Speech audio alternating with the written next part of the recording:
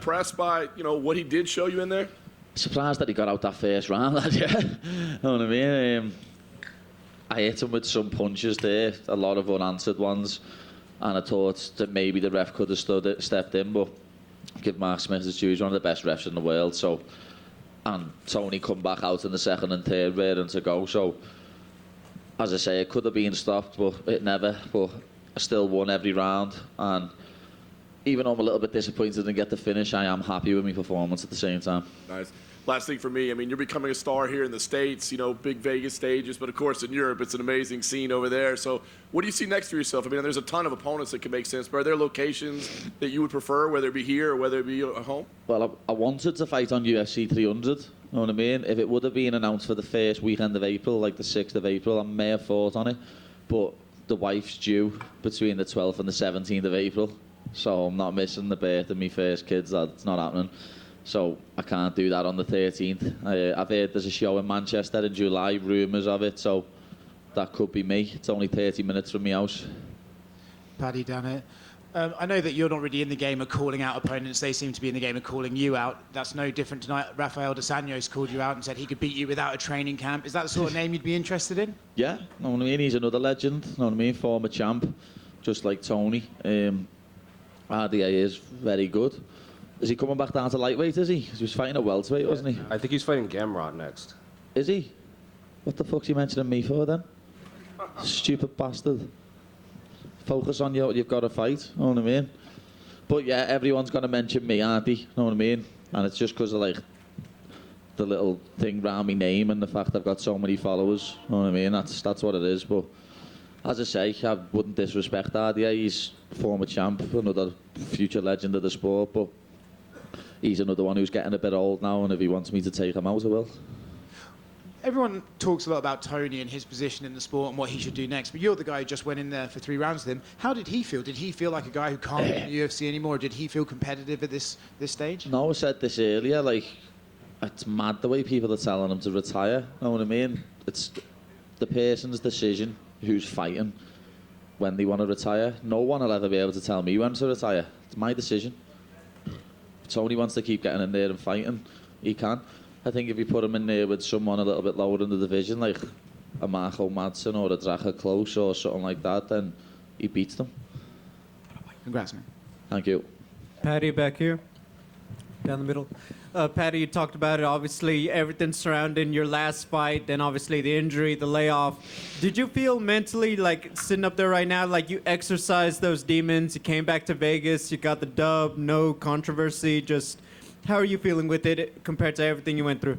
Yeah, of course, it's a bit of redemption, but this is this sport we live in, lad. You get judged on your last performance. There's probably still people talking shit about me now, saying I couldn't finish a washed-up Tony.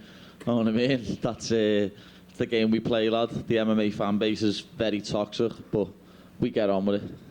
It's been a minute, but do you still care one way or the other about fighting on the same card as Molly? Because obviously that's always a scene when the two of you are competing on the same night. Yeah, it's always nice, know what I mean, when we get to fight on the same card, because we get to do fight camps at the same time and prep and stuff. But it's one of them, know what I mean? We can't always fight on the same card. She's fighting in Feb, hopefully I'll be here for it. But it's just one of them. Like, in the next year or so, we're going to have a couple of more fighters from next gen in the UFC as well, so we're never all going to be able to fight on the same card. Thank you. Paddy, right here. Sorry, Jose. The hair, I think a lot of people were surprised to see it tied tonight. Can you kind of explain that decision, and was it difficult to kind of get rid of the signature for a fight? Yeah, you could say that. It's quite funny though, because whenever I used to play like Fight Night or like the UFC game or anything like that, I'd always put cornrows on my character. But the reason I've done it was because I'm sick of getting hit with little punches and like left hooks and stuff like that, and people, oh, he's rocked. Like, nah, my hair just moved. I'm not rocked at all. So I think it was a little bit of a tactical one as well, because it also, my hair goes in my eyes, lad, and I've got to lift my chin up. And I think I've done a little bit of a better job keeping my chin down tonight with the cornrows. So I don't know, I might look like White Boy Rick, but it's sound. So they're here to stay. Yeah, it's gonna stay now. Like, I'm gonna have to just keep it, because my hair doesn't get in my eyes, lad. When my hair gets in my eyes, it is frustrating, I'll be honest. Did you have a chance to watch the main event with Leon and Colby? Yeah, What are your thoughts on what we just saw? dominated them. You know what I mean? Just, it was too easy. Do you understand now, like the fans now kind of turning on Colby because of what he said at the? Yeah, he's a piece of shit, lad. You know what I mean? I said this the other day myself. He's a proper piece of shit. Like, it's crazy though. The crowd, they were all cheering him on Thursday, and then today after he loses, he gets booed. You know what I mean? That's what I'm saying, lad. Fight fans are fickle. And talking about your fight, I remember when Israel Adesanya fought Anderson Silva, there were moments when he was fighting him, it was almost surreal. Like, he had seen these moves so many times that he could see the setup, and he was like, oh, I know what you're about to do now. Were there any moments like that, fighting Tony, that you saw these on TV for like a decade, and then he pulled them out on you? Yeah, when he was trying to do stuff off his back, you know what I mean? I was like, yeah, I know what he's going for here. Apart from when he was like tie clinching me and putting his knee on my neck, that was a bit of a mad one. You know what I mean? I was thinking, what are you doing, Toe? What are you doing here, son? But yeah, it was, as I say, it was surreal to fight someone like Tony Ferguson. But you know, I've got people like RDA mentioning me already, lad. So it's not going to be long before I fight someone else with a name like that. Was that really your first experience with a high-level 10th Planet practitioner? Because he was constantly pulling rubber guard on you. That lad, I'm a second-degree black belt, lad. And it's funny because I said to Paul before the fight, I got my second-degree black belt in the hotel before the other week. I'm going to have to actually show me grappling a little bit here, aren't I? Because every one of my UFC fights have just come in to have a scrap. Like, I actually stuck to the game plan this time, and I'm happy with it. Paddy, down to your right. Were you able to tell David Goggins that you were the ones carrying the boats or not? No, lad, I was too tired. If I would have finished him in that first round, then yeah. But no, I was too tired at the end of the third there, I'm not going to lie. I did blow me load a little bit trying to finish him. I can't wait to watch the fight back and see how many punches I actually hit him with unanswered, because I reckon it was over 30, you know what I mean? But it's one of them. He survived. He's one of the toughest men out there, and hats off to him. He's an absolute legend. As I said before, no one should tell that man to retire. He can retire off his own back when he wants to. So much has been made about your weight in between camps, but I know you said after the Gordon fight you stayed pretty disciplined. I think you only were like 182 or something like that. Is that sort of a mindset you're going forward? Yeah, I don't ever want to hit 210 pounds again, put it that way. You know what I mean? After I beat Lever and Vargas, I went a bit wild in America. I think at one point I got on the scales in America, there was 211. You know what I mean? And this time I'm not going above 185, 190. My coaches are probably standing at the back there laughing, shaking their heads like, I bet you he does. But I'm gonna do my best, like, not to balloon up. And I saw your ankle was swelled up. Is that the same one with Gordon, or is it a different one? No, it's the same one with Gordon, but it's not my ankle. It's actually the front of my foot. You know what I mean? Where I've kicked him and he's checked it. It's I've just got like a little baseball on the front of my foot, but that's just a bruise. You know what I mean? It's not nothing to do with my surgery, so I'm happy. And a score prediction for tomorrow? 9-0. The Manx aren't gonna like it. It's gonna be slappy time. Liverpool, top the league. Liverpool, top the league. Paddy over here.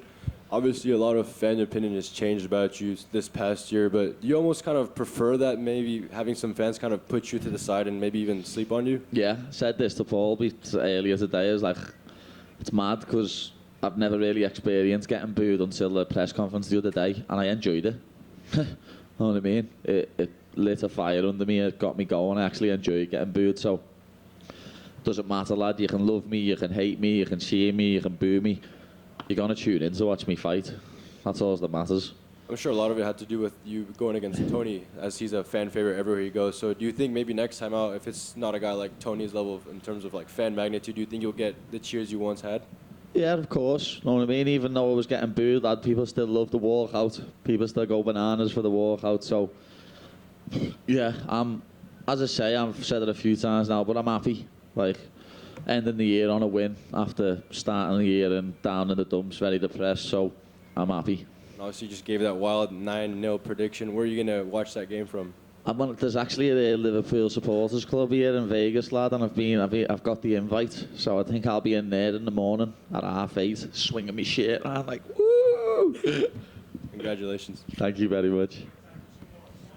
Hey, Paddy. You know, you're known to talking trash, but is there a line when you're talking trash? Yeah, you don't speak about people's dead relatives. You know what I mean? people have mentioned stuff that I've tweeted before, but I've never mentioned anyone getting killed, anyone dying. Know what I mean? In Liverpool, we use the term terrorise very loosely, and it's like if someone skits you, oh, your ma's fat. It's like, oh, you've been terrored by him there. Know what I mean? We use the term terrorise very loosely. It's nothing to do with anything like that, even though people love to put words in my mouth. But I'd never, ever, ever mention someone's dead relative. If someone mentioned anything about my nan or grandma, I'd kick them in the face. So I understand Leon throwing a bottle at him. Like, I wish Leon would have snapped his jaw then, so we had to get it wired shut for saying something like that.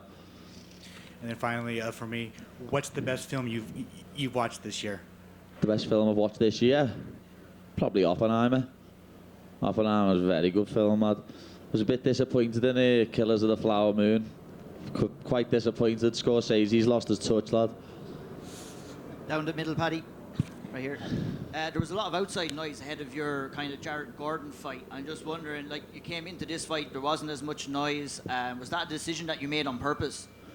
Yeah, the stuff outside of the cage leading into the Jared Gordon fight probably did affect me mentally going into it. It drained me energy a bit as well, to be honest. I didn't do a lot of other things, like last year when I come and I went to a Raiders game, I went to a hockey game the night before. I think that depleted my energy a little bit as well, know what I mean? But this year I just focused on what I had to do and we got the job done. Training camp begins now to be a dad, twins on the way. How are you feeling about that? Can't wait, lad. Literally can't wait. I've always said we'll have twins as well, and it's happened, lad. I'm having identical girls. It's gonna be a harder camp than any fight camp, I reckon. Last one for me. What's the post-fight meal look like? I'm going to In-N-Out Burger for the 4x4 right about now. Know what I mean? I've got to go somewhere at the desk and then I'll be going and munching. Thanks, Paddy. Congratulations. You know that. Thank you very much. Have a nice night, people.